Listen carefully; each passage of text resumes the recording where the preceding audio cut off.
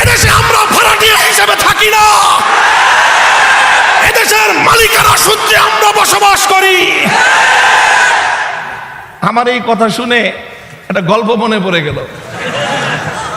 কয়েকদিন আগে এই যে জিঞ্জিরায় ওই কেরানীগঞ্জের এক মসজিদের ইমাম একদিন এসে আমাকে বলতেছে যে হুজুর, আমার এক মুসল্লি আছে, একদিন এসে আমারে কয় কি আপনার কথা, আগে তো আপনার নাম শুনে নাই, এই গত 1-1.5 মাস মামুনুল হক খুব শুনতেছে। তো আইসা আমাকে বলতেছে যে মামুনুল হক সাহেব এমন ভাবে কথা কয় মনে হয় যে দেশটা ওনাদের, খুব একটা অভিযোগ নিয়ে। তো লোকটা ওই ইমাম সাহেব বলল যে দেশটা ওনাদের মনে হয় ওনার কথায় না? কয় হ্যাঁ মনে হয় যে দেশটা ওনাদেরই। কয় আপনি মামুন সাহেবের পুরা বয়ান শুনছেন? কয় না, 2-4টা কথা শুনি, এমন গরম গরম কথা বলে মনে হয় দেশটা ওনাদের।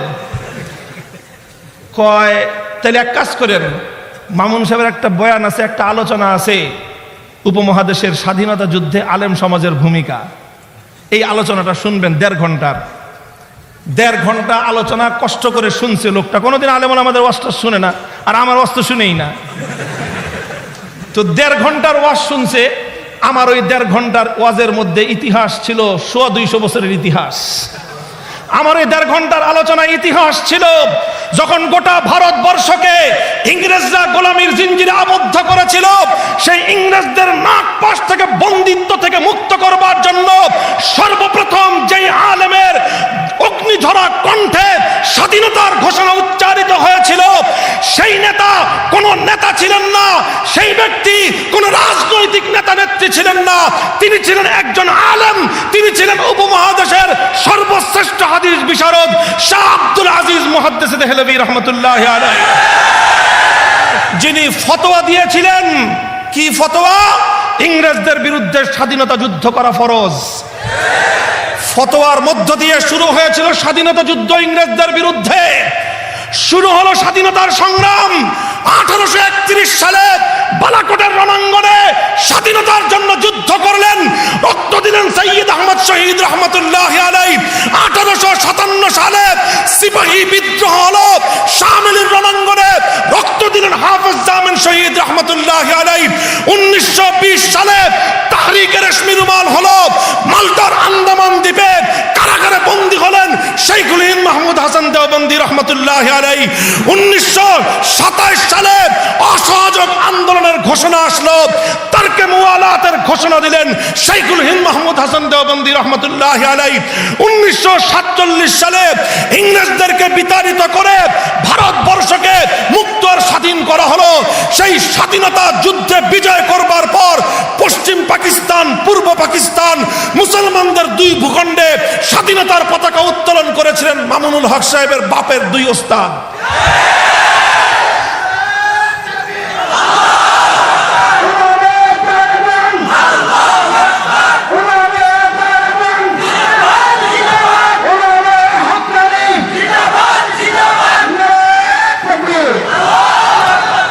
পশ্চিম পাকিস্তানের পতাকা উত্তোলন করেছিলেন সাব্বির আহমদ ওসমানী রহমতুল্লাহি আলাইহি।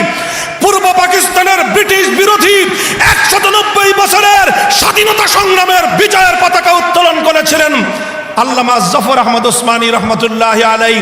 এই দুজন আমার দাদা লাগে।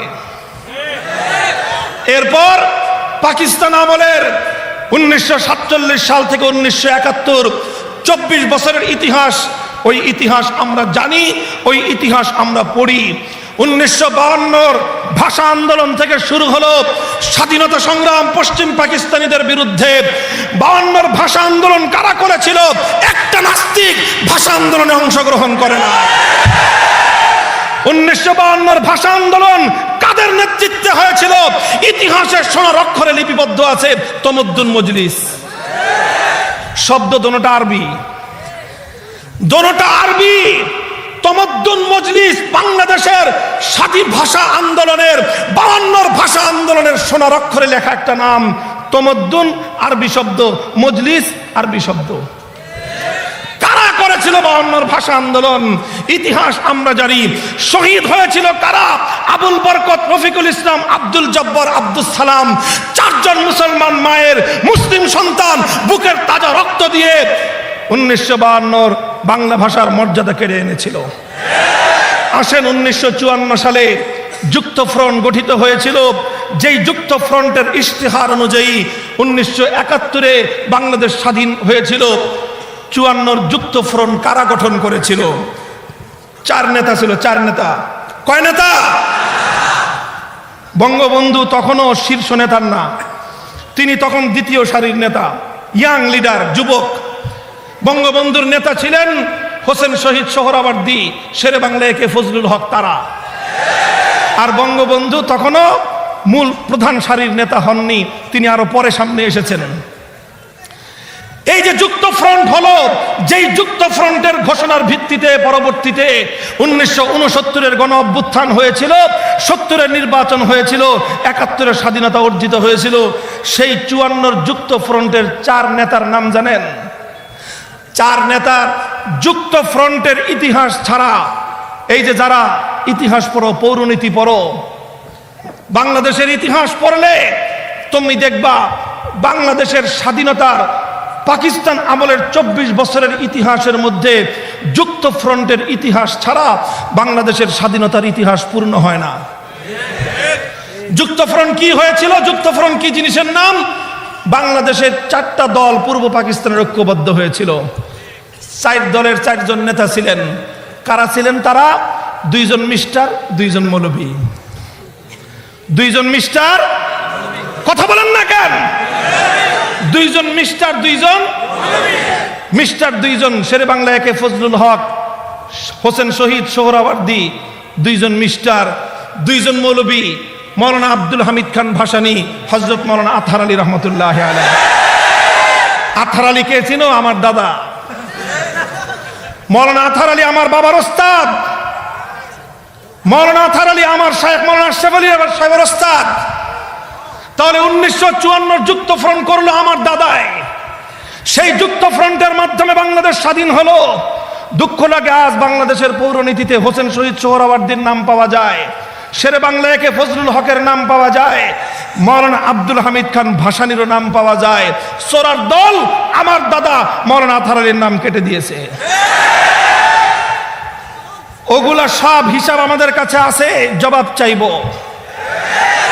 তুমি যদি ইতিহাস লেখো, যুক্ত ফ্রন্টের 3 নেতার নাম লিখবা, 4 দলীয় জোটের 4র্থ নেতার নাম জাতি জানতে চায়। ওই কথা বলতে তোমাদের মুখের মধ্যে কুলুপ এঁটে থাকে, কারণ মৌলানা আতহার আলীর নাম মুখে উচ্চারণ করতে তোমরা লজ্জাবোধ করো। মুহতারাম হাজিরিন, এই সব স্বাধীনতার ইতিহাস যখন আমার কাছ থেকে শুনছে 1.5 ঘন্টার আলোচনা, এরপরে আইসা ওই লোক ইমাম সাহেবরে কয়, ঠিকই তো কয়, উনি তো ঠিকই কয়।